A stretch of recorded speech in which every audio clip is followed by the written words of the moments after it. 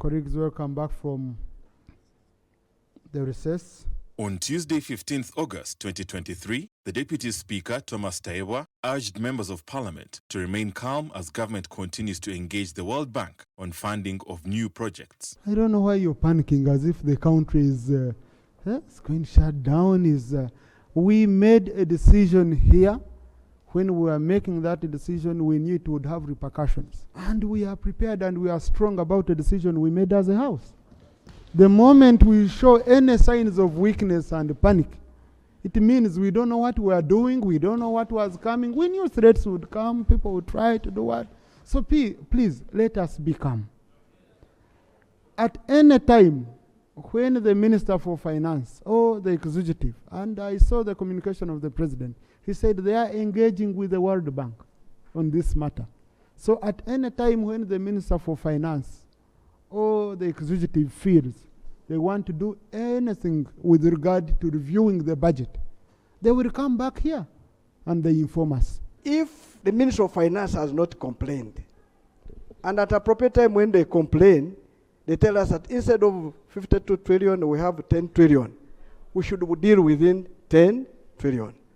Now this business of looking as if we're panicking, that means you want to amend that rule we passed, the law. During the sitting, MPs called for increased deployment of security at Uganda's border with South Sudan following continued cattle raids. More deployments of personnel have been effected along the borderline with South Sudan, notably at Kadomera Detach, in Lagaya Trading Center.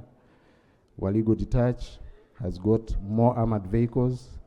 Agoro Detach and Ngomromo Detach, among others, were also reinforced by the UPDF.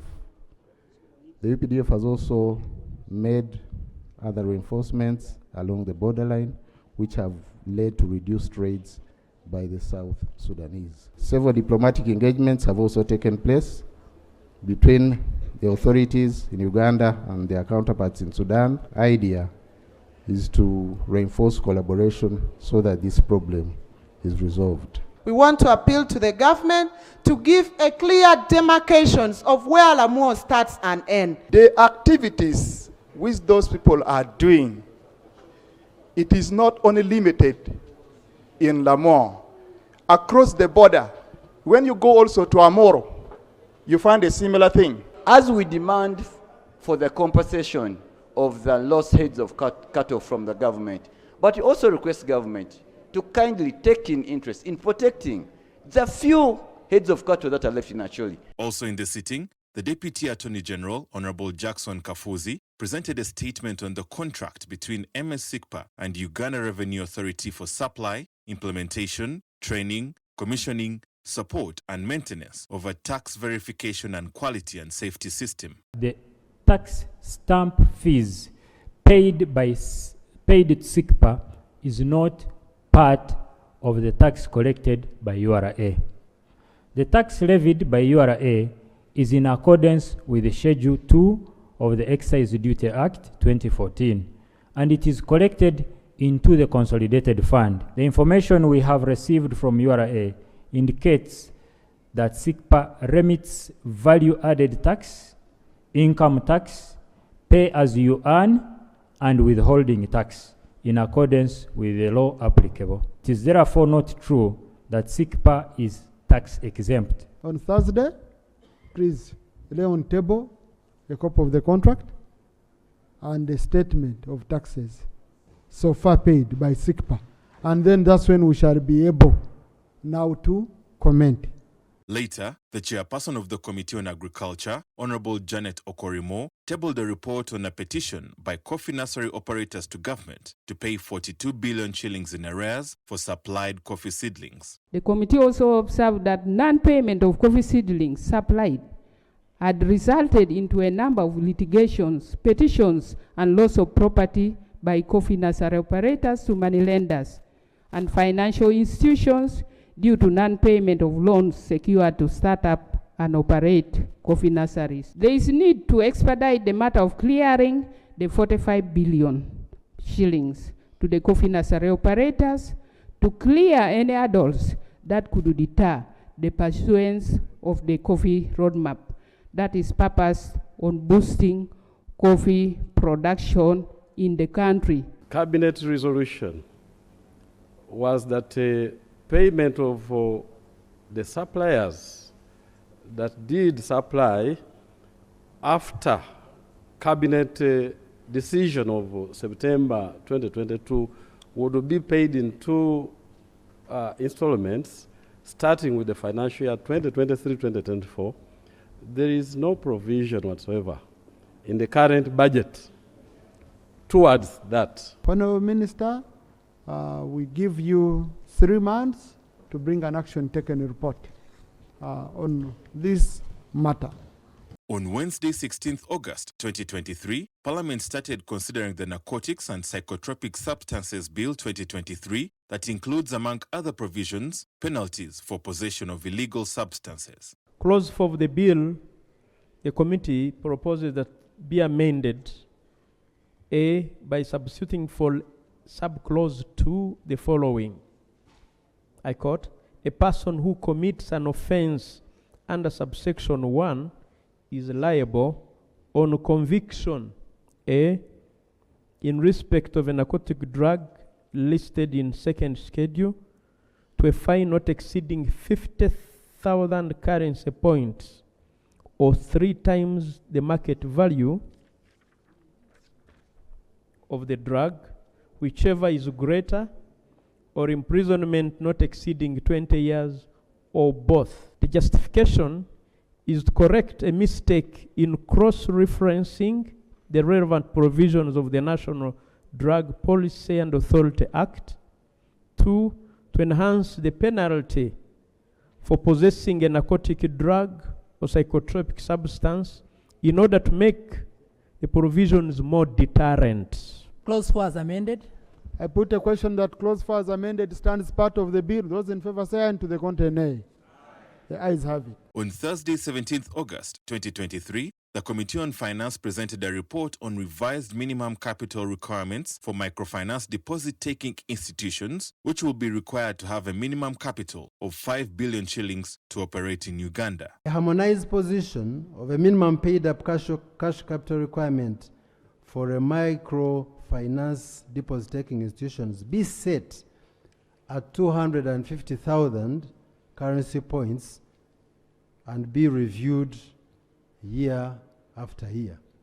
Right Honorable Speaker and colleagues, this would mean that the minimum capital requirement position that was a reconciliation is 5 billion.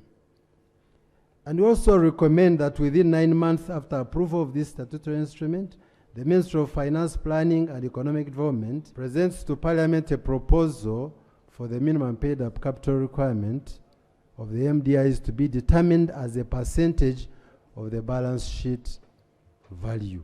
If we don't encourage institutions that can receive deposits to go to the farthest point of our country, a lot of our people will continue to have their money in their bedrooms, and that non-mobilized money deprives us of money we can lend to business to grow the economy. Therefore, we think when we finally come back after a year's review, we shall have an eagle eye to see even whether it wouldn't be prudent to bring that 5 billion still down. I want to thank the committee and the Shadow Minister of Finance for coming up with this middle ground. We would have preferred the 10, but since we can't get it, the 5 is good enough. I therefore agree with the position. During the sitting, the House continued with consideration of the Narcotics and Psychotropic Substances Bill 2023. For clause 41, there is substituted the following. Procedure in respect of forfeiture. 1. Where a person is convicted of a specified offense under this Act, the Attorney General may, after conviction, apply to the High Court for an order to forfeit to the state any property owned by the convicted person that is ascertained to be proceeds of a crime under this Act. I don't want to agree with someone's property who has been dealing in narcotics, once you get him, you are taking him for reprimand. And when you take him for sentencing, you are shaping him. Now, this person is not corrupt, but he has been committing an offense of selling narcotics. Now, when you go to his properties and you attach them as government, it's not proper. That's not there. I don't know where it is in the world. The following are what we want to achieve through this bill. Among others, the proceeds of sale of narcotic drugs and psychotropic substances. So if we don't go for them, what else should we? Colleagues, narcotics destroy society. So if you want to destroy society, and then for you remain in your comfort and your family, they can come see you in Rizira in a Benz. They can buy you food of Serena and bring it to you because you're enjoying proceeds of crime. No. Some laws provide that you can have both. You can be sentenced and your property can also be attached. And we have seen people who actually commit those crimes and say, for as long as my family, I have left my family with 10 billion, I can go and sleep in Luzira. So for me, I think that we might have to consider either or even both. It's a very big issue that we are handling as a country with a very detrimental impact to our children. And for me, we should not leave people to enjoy the proceeds of this crime or leave it to their relatives and encourage them. Then what shall we be doing? It will be self-defeating, Mr. Chairman. I put a question that Clause 41 stands part of the bill. Those in favor say aye, and to the contrary nay. Ayes have it. Thank you, honorable colleagues, for the job well done. We shall complete the process on Tuesday. And I'm really, really thankful because this bill is very, very critical. We have to finish it so that the drug dealers do not have a field day. Okay? House adjourned to Tuesday at 2 p.m.